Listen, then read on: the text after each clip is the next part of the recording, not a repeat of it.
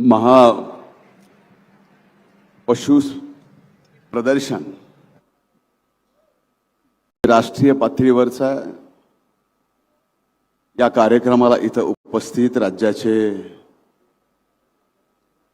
लोकप्रिय मुख्यमंत्री आदरणीय नामदार श्री देवेंद्र भाऊ फडणवीस यांच्या प्रयत्नातून कल्पनेतून आज हा राष्ट्रीय पशुसंवर्धनाचा महा पशुधन एक्सपो होत आहे। तर या राज्याच्या पर्यावरण वातावरण बदल आणि पशुसंवर्धन मंत्री माझ्या भगिनी नामदार पंकजाताई मुंडे, गंगाखेडचे आमदार माननीय रत्नाकरजी गुट्टे, गो महामंडळाचे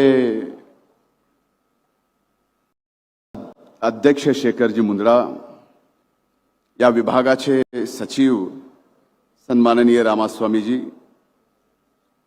आयुक्त सन्माननीय प्रवीण देवरे, कुलगुरू सन्माननीय नितीनजी पाटील, परळीच्या प्रथम नागरिक श्रीमती पद्मश्री बाजीरावजी धर्माधिकारी, व्यासपीठावर उपस्थित सर्व मान्यवरांची नावं घेता येतील, अगदी समोर बसलेल्याची सुद्धा घेता येतील, पण भाऊंना पुढे जायचं असल्यामुळं आणि आपल्याला थोडंसं काही मागायचं असल्यामुळं मी जास्त वेळ घेत नाही आणि सर्वांची क्षमा मागून मी या ठिकाणी पहिल्यांदा आदरणीय भाऊंचं, राज्याच्या मुख्यमंत्र्यांचं या पंचम द्वादश ज्योतिर्लिंग प्रभू वैद्यनाथच्या पावन नगरीत आजच्या कार्यक्रमाच्या निमित्तानं मनपूर्वक स्वागत करतो। इथं उपस्थित सर्वांच्या वतीनं आणि या भागाचा लोकप्रतिनिधी या नात्यानं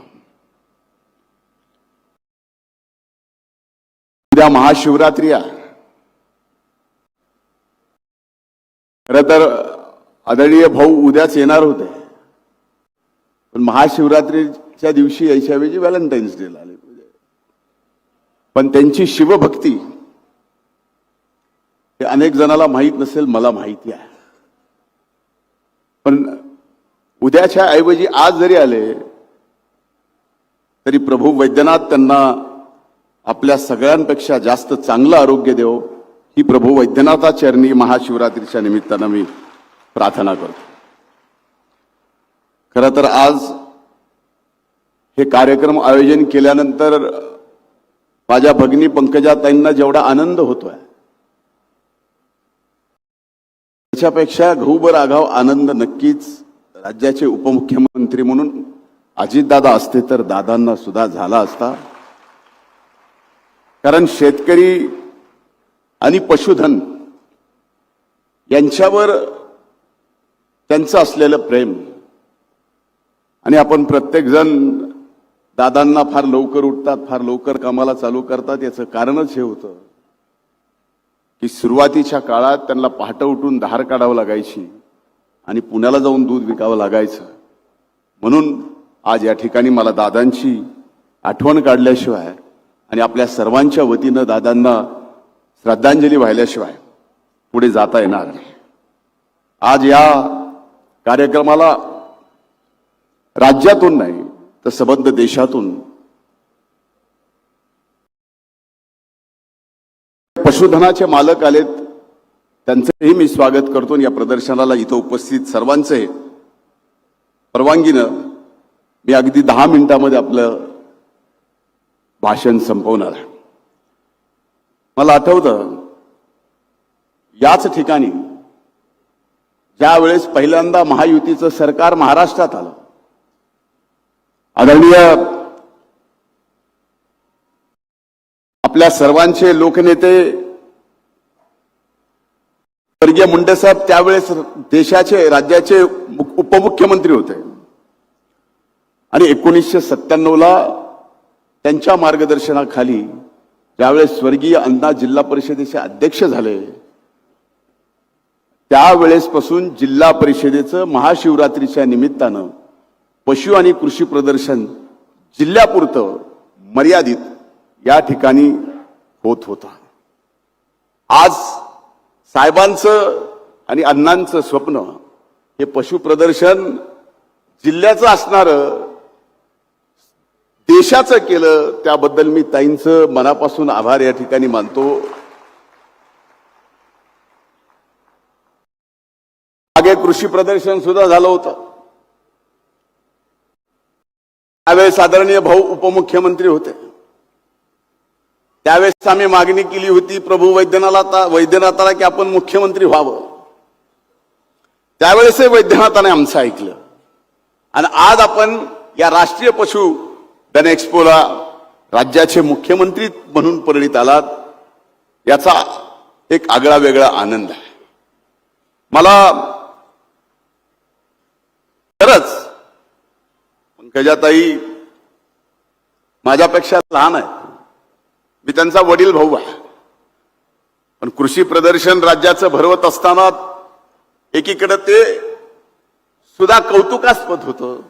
पण हे जसं महापशुधन एक्स्पो आहे तसं ताईंनं केलेलं हे राष्ट्रीय महापशुधन चा कार्यक्रम सुद्धा सर्वात जास्त वडिलकीच्या नात्यानं माझ्या बहिणीचं मी कौतुक करतो, त्यांचं अभिनंदन करतो. खरं तर आजच्या या पशु महा एक्स्पो मधून बऱ्याच जणांनी बऱ्याच गोष्टी घेऊन जाण्यासारख्या आहेत, बऱ्याच शिकण्यासारख्या आहेत. आपल्याकडं तसं पाहिलं तर दुधाचा फार मोठा व्यवसाय नाही आहे. आपल्याकडे शेतकरी काही गावं सोडली तर फार दुभते जनावर सांभाळतो अशातलाही भाग नाही. पण आज देशभरात बाजारात चांगल्या दूध देणाऱ्या चांगलं जर आपण पशुधन सांभाळलं तर आपल्या शेतीच्या व्यवसायात जे उत्पन्न होतं नाही होत झालं तर हे दुभते जनावर आपल्याला आणखीन तेवढंच उत्पन्न देऊ शकतात. हे सुद्धा इथून घेऊन जाण्यासारखं आहे. आणि हे आपण घेऊन जाल एवढाच उद्देश खऱ्या अर्थानं आजच्या या पशुधन महा एक्स्पोचा. आज भाऊंना मला सांगायचं आहे, भाऊ महायुतीचं सरकार आहे. तिथं महायुती म्हणलं की भारतीय जनता पार्टी, शिवसेना, राष्ट्रवादी काँग्रेस आणि रिपाई. मध्ये स्थानिक स्वराज्य संस्थेच्या निवडणुका झाल्या, परळी वैद्यनाथ नगरपालिकेच्या सुद्धा निवडणुका झाल्या. त्या निवडणुकीमध्ये ज्या प्रमाणावरती सरकार पूर्णपणानं घट्ट महायुतीचं म्हणून आहे, या परळी महाराष्ट्रात कुठं कशी निवडणूक झाली हे आपल्या सगळ्याला माहिती आहे. पण परळीत मात्र महायुती म्हणून जशाला तशी जशी वर आहे तशी खाली आम्ही निवडणूक लढवली आणि परळीच्या मायबाप जनतेने अभूतपूर्व यश सुद्धा या ठिकाणी दिलं. म्हणून माझी आपल्याला विनंती होती की मराठवाड्यात नाही असं परळी नगर परिषदेने भूमिपूजन त्यावेळेस आदरणीय दादांनी केलं होतं वाचनालयाचं, डॉक्टर भालचंद्र वाचनालयाचं. आमच्या सर्वांची इच्छा होती, नवीन निवडून आलेल्या सर्व कौन्सिलची इच्छा होती की त्याचं उद्घाटन आपल्या हातानं व्हावं आणि ती वास्तू आपण बघावी. मराठवाड्यात नाही असं वाचनालय आपण त्या ठिकाणी केलेलं आहे. आपण ते समोर टीव्हीवर नंतर पाहणारच आहात. पण इच्छा होती की प्रत्यक्ष पाहावं. वेळाभावी जमलं नाही. पण भाऊ नक्कीच आपण आम्हाला लवकरच तुम्हाला इथं बोलवून आपला जास्तीचा वेळ घेऊन हे सगळं दाखवण्याची संधी आपण द्याल, ही मनापासून मी आपल्या सर्वांना आणि मुख्यमंत्री महोदयांना विनंती करतो. साहेब, एक 5 महत्वाचे मुद्दे आहेत ज्या परळीच्या दृष्टीनं, या पंचकृषीच्या दृष्टीनं फार महत्वाचे आहेत. या ठिकाणी आमच्या इथल्या मायबाप जनतेला एवढीच इच्छा आहे, इथं बाजूला भाऊ कामधेनू कश आहे. कामधेनूचा अर्थ आपल्याला माहिती आहे. कामधेनू गाय म्हणजे त्या गायीच्या समोर आपण तिची सेवा केली, तिची पूजा केली. कामधेनू तुमच्या इच्छापूर्ती करते. आता आमच्या दृष्टीनं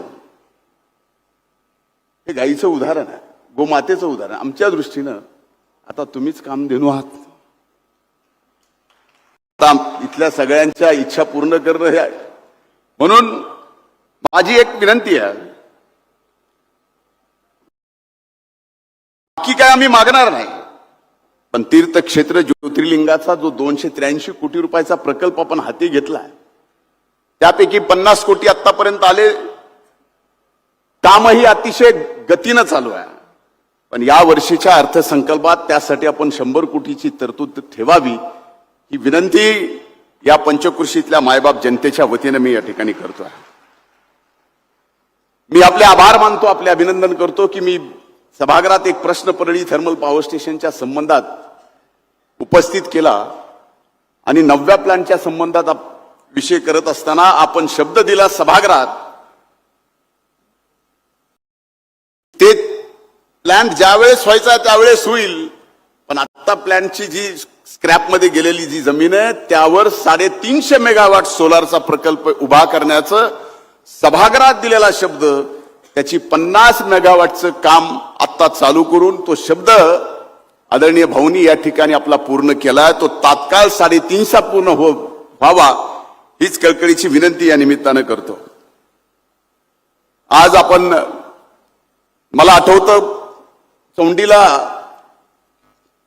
अहिल्यादेवींच्या जयंतीच्या निमित्तानं आपण एक मंत्रिमंडळाची बैठक घेतली आणि त्या बैठकीमध्ये एक निर्णय घेतला की अहिल्यादेवींनी जे जे महाराष्ट्रातले देवस्थान जीर्णोद्धार ज्यांचं केलंय त्यांना आपण आर्थिक वेगळी मदत देऊन विकासासाठी मदत करणार. परळीचं हे 12 पंचम ज्योतिर्लिंगाचं वैद्यनाथाचं जीर्णोद्धार सुद्धा अहिल्यादेवींनीच या ठिकाणी केलाय. म्हणून आमची मागणी आहे की त्यात परळीचं नाव नव्हतं, ते नाव सुद्धा आपण त्यात घ्यावं. आणि सर्वात मोठी मागणी की या बजेटमध्ये आपल्या मुखातून पंचम 12 ज्योतिर्लिंगाचं केंद्रीय प्रसाद योजनेमध्ये समाविष्ट करण्याच्या संबंधी आपण प्रस्ताव केंद्र सरकारकडे पाठवावा आणि तो प्रस्ताव तयार करण्यासाठी कमीत कमी 5 कोटीचा निधी डीपीआर करण्यासाठी द्यावा, ही कळकळीची विनंती करतो. आज आमचे काही जलसंपदामध्ये पाणी उपलब्धता एकूण 11 प्रकल्पापैकी 9 प्रकल्पाची पाणी उपलब्धता प्रमाणपत्र आहे. पण हे जर 9 प्रकल्प ज्याला पाणी उपलब्धता मिळालेलं आहे ते प्रकल्प आता आपण जर प्रयत्न केला तर मंडळाकडून सुद्धा त्याला मान्यता आलेली आहे. त्यामुळे एवढं पाण्याची एक व्यवस्था आपण जलसंपदा मंत्री म्हणून केली, ती एक व्हावी ही मी विनंती या निमित्तानं करतो. आणि स्वाभाविक आहे की आदरणीय भाऊंना लवकर जायचं आहे. मी अगोदरच त्यांना काम देणू म्हणलं, म्हणजे आमच्या मनातल्या इच्छा सुद्धा तुम्हाला माहिती आहेत, त्यामुळे जास्त बोलणं नको असा निरोप पण आलेला आहे. म्हणून पुन्हा एकदा राज्याचे लोकप्रिय मुख्यमंत्री आदरणीय भाऊंचं या पावन नगरीमध्ये मी स्वागत करतो. आपण आतापर्यंत जे दिलं त्याबद्दल आभार मानतो. पुढेही द्याल ही अपेक्षा ठेवून इथंच थांबतो. खूप खूप धन्यवाद. जय हिंद, जय महाराष्ट्र.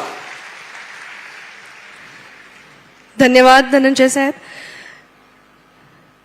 नैसर्गिक आपत्ती असो किंवा लांबलेला पाऊस, शेतकऱ्याच्या जनावरांचा चारा मिळावा म्हणून ज्यांनी नियमांची